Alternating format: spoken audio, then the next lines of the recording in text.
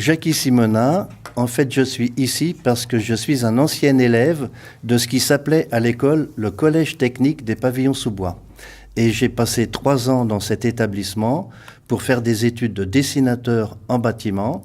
Et ça remonte, ma première rentrée scolaire, c'était en 1963. Que pensiez-vous du lycée lorsque vous y êtes arrivé pour la première fois en tant qu'élève?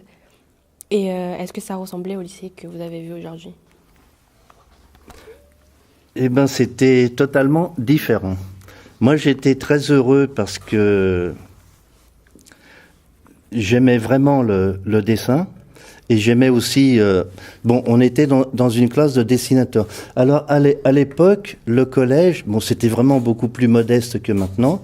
C'était essentiellement consacré au métier du bâtiment, moins que maintenant. Il y avait des maçons, des serruriers, des menuisiers... Et c'est à peu près tout. J'ai plus beaucoup de souvenirs d'autres ateliers. J'ai vraiment beaucoup appris à cette époque. Mais ça n'a rien à voir. C'était un modeste collège et maintenant c'est un grand lycée. Donc il n'y a rien, il n'y a aucun mur, aucun souvenir physique de ce que j'ai connu, quoi. Oui. Est-ce que vous saviez qu'une grande partie du lycée a été... faite par des élèves, et je voulais savoir, est-ce que vous avez participé à la conception du lycée? Alors, à l'époque, le collège existait. Il y avait un bâtiment principal qui est à la place d'ici, mais qui était beaucoup plus modeste, avec un hall d'entrée et la cantine qui était en bas. Et il y avait un deuxième bâtiment indépendant qui regroupait l'administration, et à l'étage, il y avait une grande salle où on dessinait avec des planches à dessin. Dans ce collège, j'étais inscrit pour 3 ans d'études. Au bout de 2 ans d'études, il y avait un CAP de dessinateur, et au bout de 3 ans, à l'origine, il était prévu un brevet de technicien.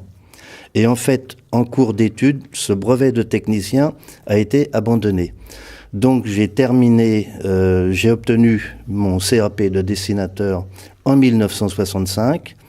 L'année suivante, les élèves ont quand même continué une année de formation de perfectionnement, mais sans diplôme. Et après, on arrive, donc c'était fin 66.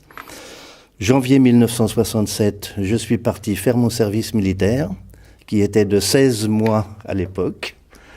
Et alors, j'ai commencé mon service militaire en janvier 67 et j'ai terminé début mai 68. Alors, je ne sais pas si les événements de mai 68 vous disent quelque chose, mais donc j'ai cherché du travail dès ma sortie de service militaire et j'en ai trouvé tout de suite.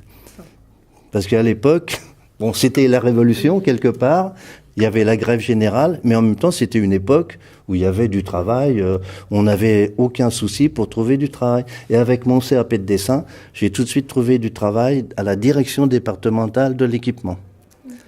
Et ça a été parti pour quelques années comme dessinateur, et j'ai pris des cours parce que j'avais qu'un CAP de dessin.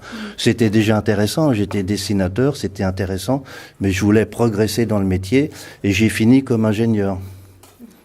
Mais j'ai pris des cours du soir, je suis allé à l'université. Ma situation actuelle, je suis né en 1947, donc j'ai bientôt 72 ans, donc je suis retraité.